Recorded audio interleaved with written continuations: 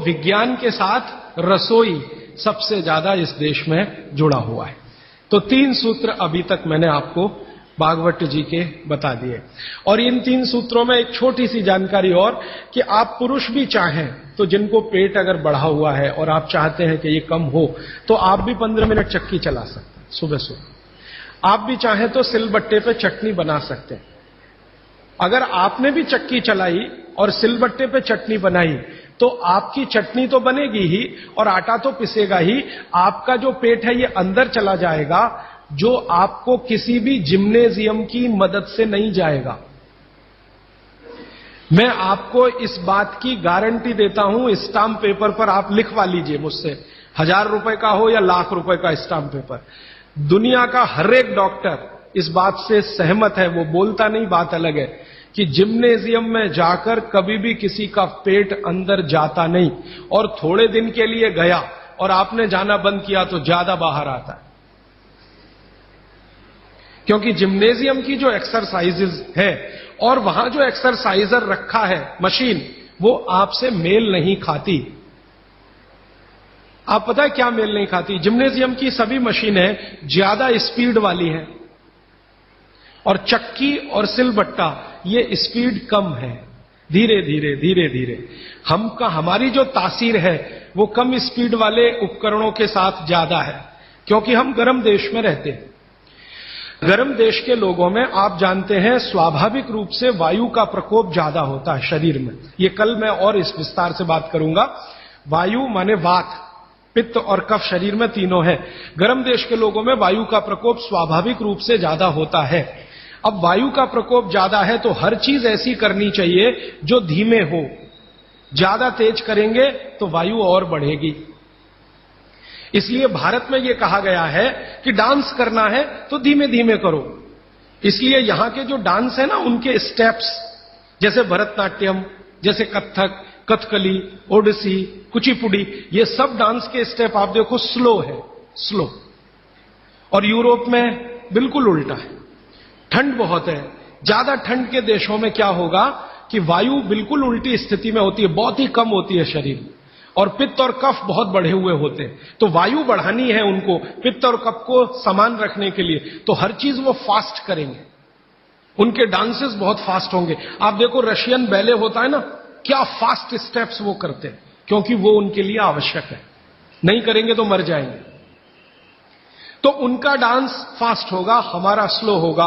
उनकी हर चीज की स्पीड फास्ट होगी, हमारी स्लो होगी। इसलिए हमने चक्की बनाई, सिलबट्टा बनाया, बैलगाड़ी बनाई, क्योंकि हर चीज हमें स्लो चाहिए। बात हमारा बढ़े नहीं, स्पीड से बात बढ़ता है। ध्यान रखिए इस बात को। बैलगाड़ी क्या है? पहिया ही तो है। मुख्य क्या है? पहिया है ना। तो पहिए का इन्वेंशन सबसे पहले भारत में ही हुआ दुनिया में, लेकिन हमने वो बैलगाड़ी में लगाया, हवाई जहाज में नहीं लगाया। हम भी चाहते तो हवाई जहाज का पहिया बना सकते थे।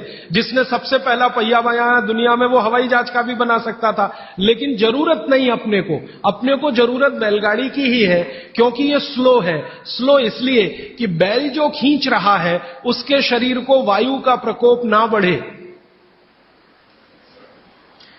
हमारे यहां मनुष्य के लिए जितना सोचा गया, बैल के लिए भी उतना ही सोचा गया, क्योंकि बैल और मनुष्य बराबर है हमारे यहां, अलग नहीं है, हिस्सा है हमारा, परिवार का हिस्सा। तो बैल जब बैलगाड़ी को खींचे, अगर गाड़ी फास्ट है तो बैल को फास्ट दौड़ना पड़ेगा, तो बैल की वायु बढ़ेगी, और वायु बढ़ने से मृत्यु जल्दी होती है। तो बैल ज्यादा दिन तक जीवित रहे, आपका काम करे, इसलिए बैलगाड़ी में स्पीड स्लो रहे, इसलिए बड़ा पहिया बनाया। पहिया जितना बड़ा होगा स्पीड उतनी स्लो होगी, पहिया जितना छोटा होगा स्पीड उतनी ज्यादा होगी। नंबर ऑफ रोटेशंस होंगे ना पर मिनट, जिसको आप RPM, रोटेशंस पर मिनट, जितने ज्यादा होंगे स्पीड उतनी होगी। तो रोटेशन ज्यादा करने के लिए छोटे पहिए ही चाहिए, इसलिए हवाई जहाज में छोटे पहिए हैं। हमको स्पीड ज्यादा करनी ही नहीं है, क्योंकि वात बढ़ाना नहीं है अपने शरीर का, इसलिए हमने बैलगाड़ी का बड़ा पहिया बनाया। अब हमने बैलगाड़ी बनाई तो पिछड़े नहीं है, और उन्होंने हवाई जहाज का पहिया बनाया तो अगड़े नहीं है। उन्होंने अपनी मजबूरी का समाधान करने के लिए बनाया, हमने हमारी मजबूरी का समाधान करने के लिए बनाया। वो जो कहते हैं ना, invention is the mother of necessity. हमारी जरूरत थी कि वात हम कम रखें अपने शरीर में और जानवरों के शरीर में, क्योंकि गर्म देशों में वात वैसे ही बहुत बढ़ता है।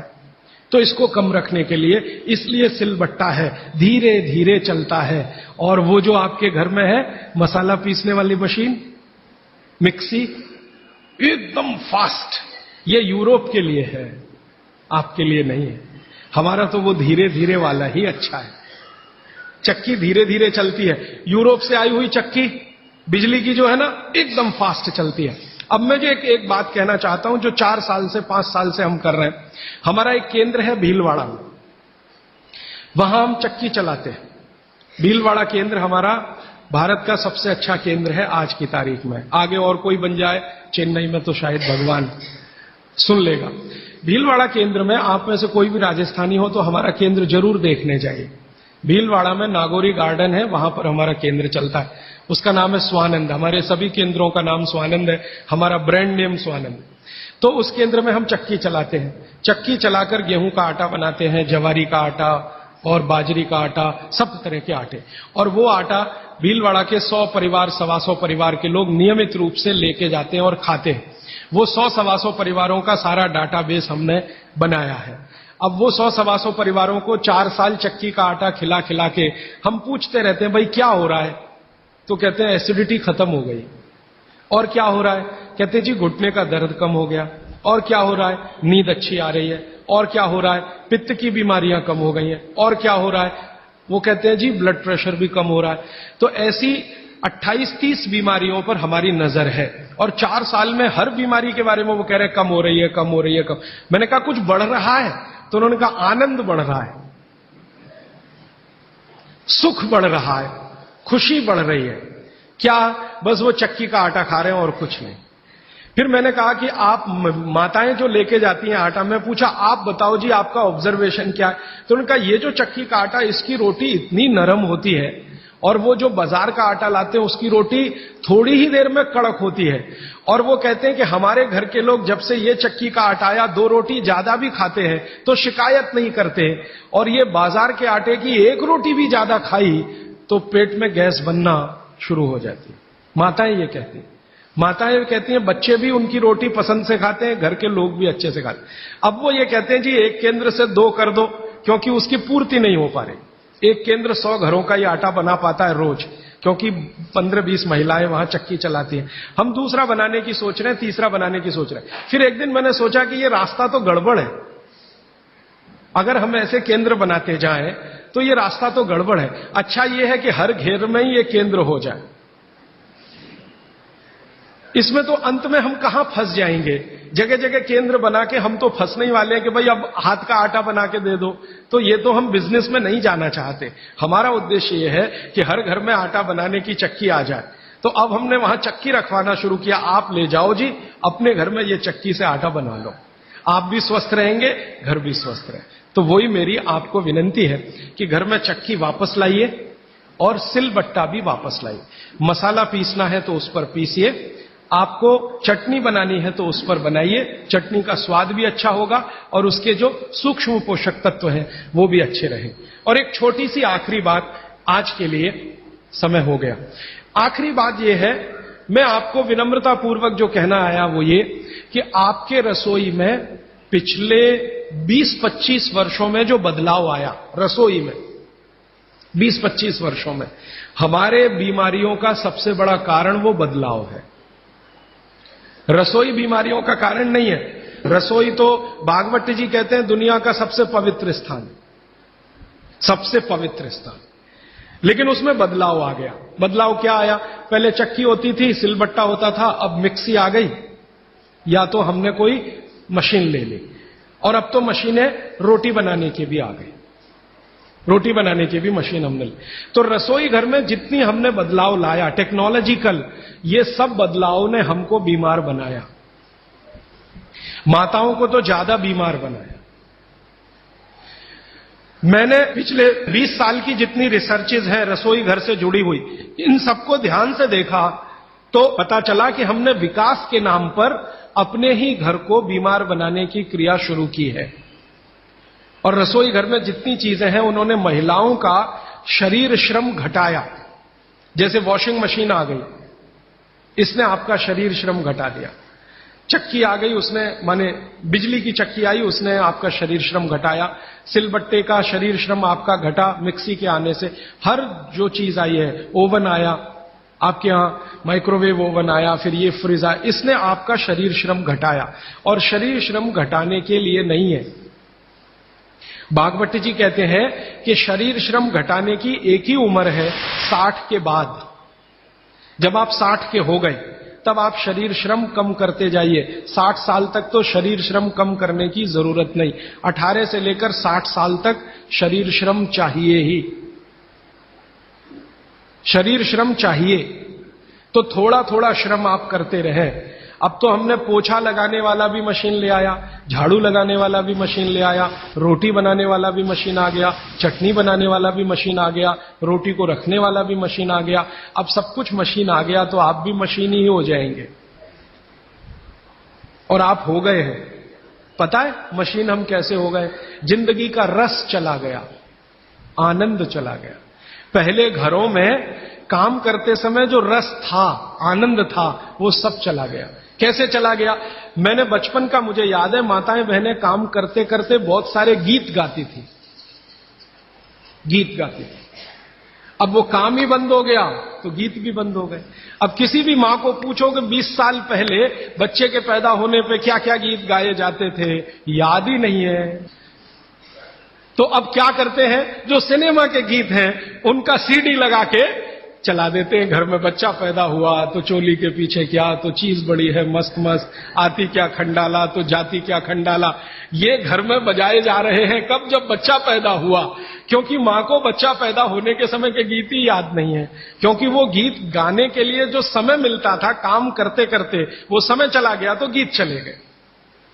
शादी के समय क्या क्या गीत गाए जाते थे याद नहीं है।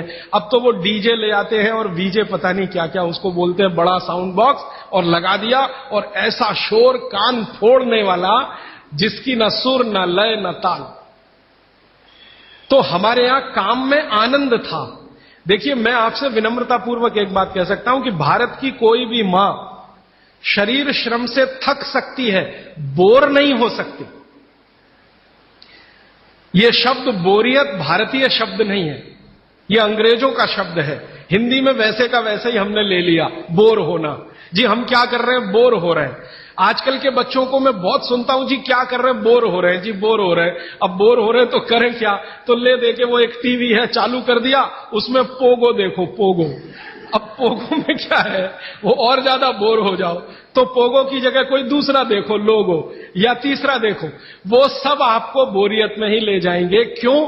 क्योंकि इसमें इंटरेक्शन कुछ नहीं है, सब कुछ वन साइडेड है। और गीत गाने में इंटरेक्टिव है, ये एक साइड नहीं है, ये मल्टी साइडेड है। तो हमारी माताएं गीत गाती थी, हर समय के लिए गीत बने हैं। पापड़ बना रही हैं, बड़ी बना रही हैं, उस समय के गीत अलग हैं। मसाला पीस रही हैं, उस समय के गीत अलग हैं। शादी के लिए मसाला पीस रहा है, उस समय के गीत अलग हैं। शादी के लिए पापड़ और बड़ी बन रही हैं, उस समय के गीत अलग हैं। ये गीत इकट्ठे आजकल मैं कर रहा हूं, हजारों की संख्या है गीतों की, लेकिन इनको लिपिबद्ध हम नहीं कर पाए, किताबें नहीं छपी, इनकी नोटबुक्स नहीं बनी, तो धीरे धीरे खत्म हो रहे हैं या तिरोहित हो रहे हैं। इन गीतों में जो सुर है, जो लय है, जो ताल है, वो हर मां के लिए आसान है।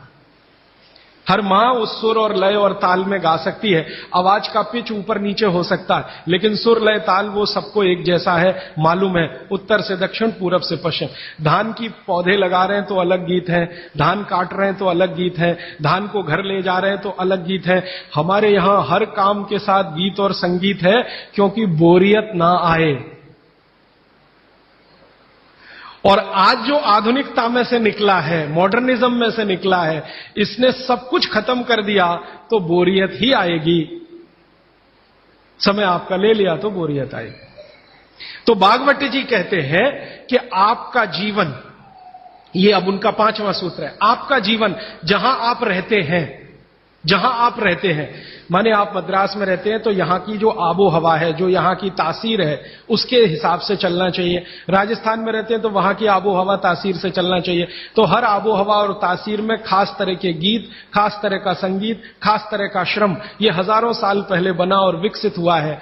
ये वापस आएगा, मुझे इसके बारे में थोड़ी शंका होती है, लेकिन हम प्रयास करेंगे तो जरूर वापस आ सकता है। इतना मुझे भागवत जी के 5 सूत्र अब तक मैंने आपसे कहना है। अब इन 5 सूत्रों पर कोई भी सवाल हो तो आप पूछ सकते हैं। मैं आपको भागवत जी के 50 सूत्र बताऊंगा अगले 28 तक, अभी तक 5 बताए।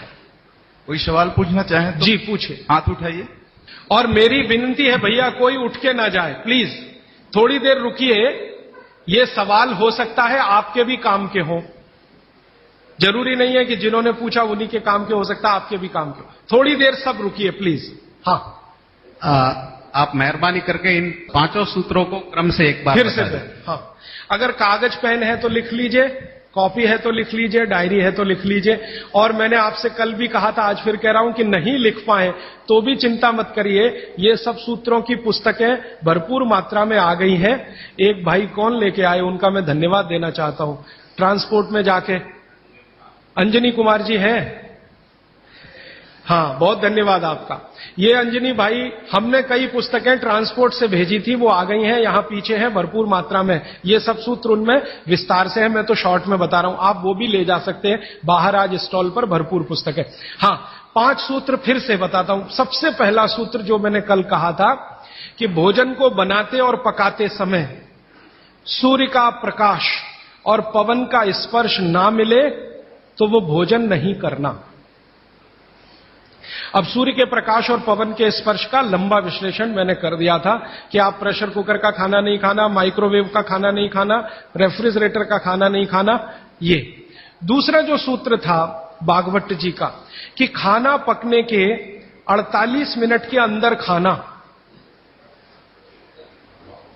खाना पकने के 48 मिनट के अंदर खा लेना, बचना नहीं चाहिए।